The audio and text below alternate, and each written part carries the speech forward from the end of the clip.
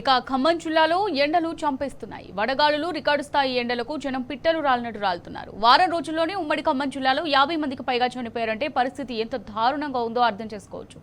ఎండలు ఎంత తీవ్రంగా ఉన్నాయో తెలుసుకోవచ్చు.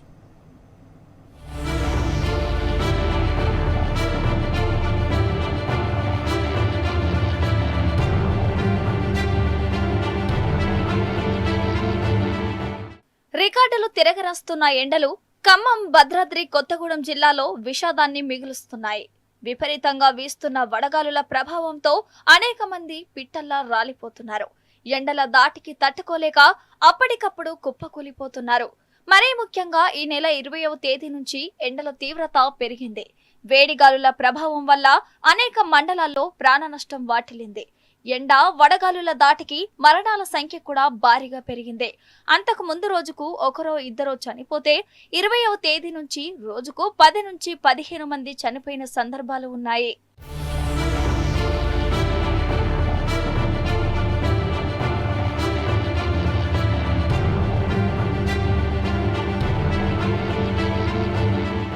ఖమ్మం, భద్రాద్రి కొత్తగూడెం జిల్లాలో ఇప్పటి వరకు అధికారిక లెక్కల ప్రకారమే 55 నుంచి 60 మంది వడదెబ్బతో చనిపోయినట్టు చెబుతున్నారు.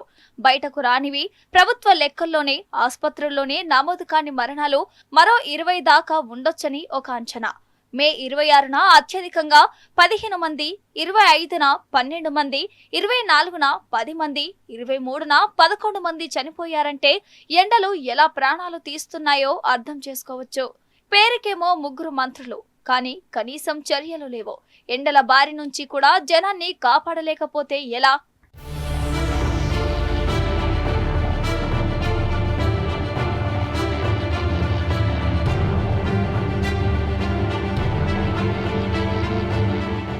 చనిపోయిన కుటుంబాల్లో చాలా వరకు దినసరి కూలీలు, రైతులు, రైతు కూలీలు, రెక్కాడితే కాని డొక్కాడని వర్గాల ప్రజలే అధికంగా ఉన్నారు. ఎలినీనో ప్రభావంతో వేడిగాలులు వీస్తాయని, ఎండల ప్రభావం కూడా ఎక్కువగా ఉంటుందని హెచ్చరించాయే తప్ప ప్రభుత్వ అధికారులు ప్రజలను అప్రమత్తం చేసిన పాపాన పోలేదు.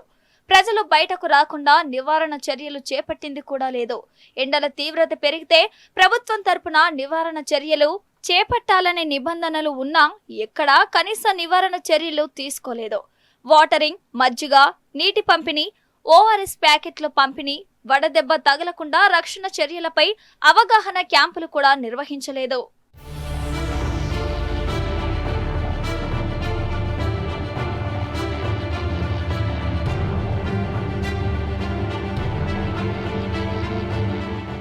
వాస్తవానికి గ్రామ స్థాయి వరకు పిహెచ్సి, సిహెచ్సి, ఏఎన్ఎం, ఆశా వర్కర్ల వ్యవస్థ ఉంది.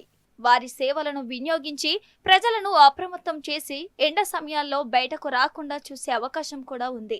కానీ ఆ వ్యవస్థలన్నీ నిద్రపోవడంతోనే వడదెబ్బ మరణాలు 50 దాటి 60కి చేరుకున్నాయనే ఆరోపణలు ఉన్నాయి.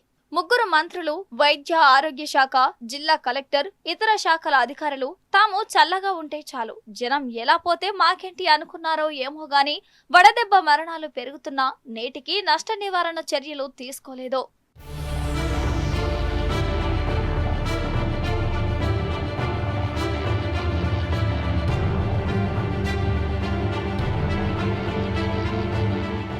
ఎండల దెబ్బతో ఇంటి పెద్ద దిక్కును కోల్పోయిన కుటుంబాలు ఎన్నో ఉన్నాయి. సంపాదించే వ్యక్తి చనిపోయిన కుటుంబాలు ఉన్నాయి.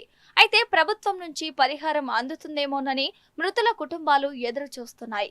కానీ గుదిబండ లాంటి నిబంధనలు పెట్టిన రేవంత్ ప్రభుత్వం వడదెబ్బ మృతుల కుటుంబాలకు మరింత దుఃఖాన్ని మిగులుస్తుంది.